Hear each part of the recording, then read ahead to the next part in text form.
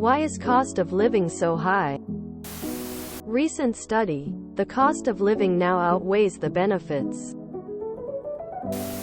I have no idea, but I need it to calm down since I'm not getting a raise. Rising income inequality. Urban land use policies geared towards propping up property values for elderly landowners. Blame the corrupt politicians and greedy corporations. Greed. The rich want to be richer. Poor people don't have much a choice. Greedy rich assholes. Society is filtering the money to the top of the pyramid at a way higher rate than previous generations. CEOs now need to average about 4 yachts to keep up with each other. No one's shown up with pitchforks just yet, so might as well keep going. Cost of living so high is cause our economic system wants to make as much money as possible. It doesn't care about the ones who can't afford. They become the homeless.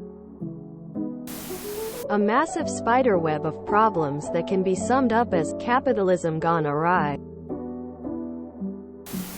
Under capitalism, every endeavor is rewarded for spending as little as possible to harvest as much profit as possible.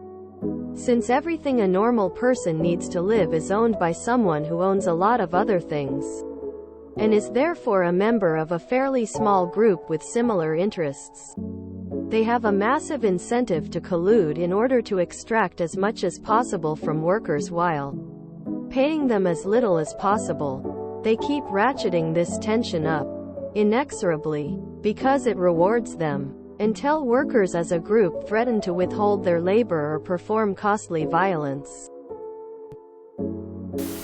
Decades of refusal to build a sufficient amount of housing. It's a basic need for everyone, and a lack of it raises the cost of everything. To quote my company's recent global town hall, we need to return to our pre-pandemic margins and reduce our operating costs below pre-pandemic levels. So basically grow profit while paying less for everything, which results in less direct labor costs. Downsizing. Forcing vendors to take less and onto longer payment terms, which raises their costs, while increasing the price of our product to increase that margin, and everybody is doing this all at once. Add to that the removal of Russia's oil supply from the majority of the global market and OPEC wanting to return to pre-pandemic costs.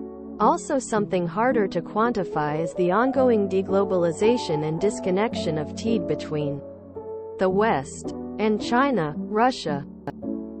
This overall is having an inflationary effect, as globalization has always been about deflating the costs of things while balancing out how much you can still keep the prices high. Now you're having a harder time finding skilled enough labor to manufacture things without either being in China or the West. As it turns out, you can't just get anyone to assemble iPhones and electronics. You do have to have a local industry to train these workers, otherwise quality will be far too low for today's standards.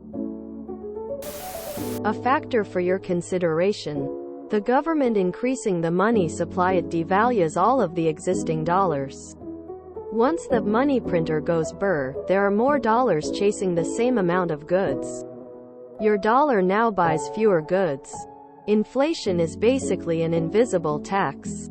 Inflation is good for debtors. Get to pay back a fixed debt with a dollar that is now worth less than when you took out the loan. And it hurts those with savings. You had the self-control to build up savings, but those same dollars now buy less. You can Google the CPI calculator and find out what the US government freely admits is the change in the value of the dollar. For example, it now takes $2 to buy the equivalent of what back in 1996 you could buy for $1. Your money literally buys you half of what it used to. I recommend playing around with the calculator. It is interesting.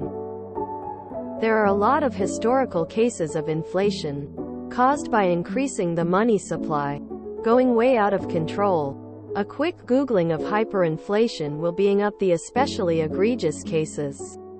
Some countries like Argentina have been struggling with super high inflation for years due to how their government behaves and funds itself through printing. I'm not claiming it is the only cause, but I think it is a significant one. Globalization, aka dodging minimum wage by moving your factory abroad and selling to your home market tariff-free. It was destined to end this way.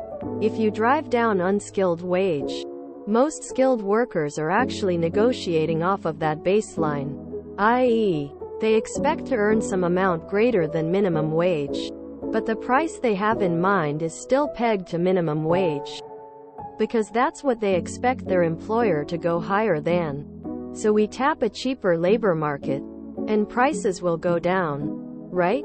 Sure, but only the prices of manufactured goods. And the majority of manufactured goods are luxury goods.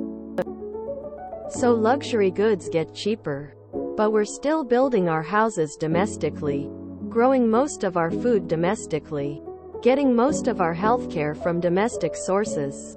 TLDR, the cost of living didn't go down by very much. But tapping cheap foreign labor markets did a number on many people's wages. Rich people buying out houses and apartments to turn them into rentals or Airbnbs, decreasing the supply of housing available to the public and thus driving up the prices is at least a small part of it. Because the same people who view worker pay as a cost get to set prices. My French friend winking face says it's a ploy from the rich to thin out the poor. Because slavery never went anywhere, it just changed its modus operandi. Look up wage slaves. The rich people took all the money and won't pay their fair share. Same as it's always been. If you enjoyed this video, please check out our playlists full of similar content. Epic Ericast is like doom scrolling for your ears. Please like, share, and subscribe.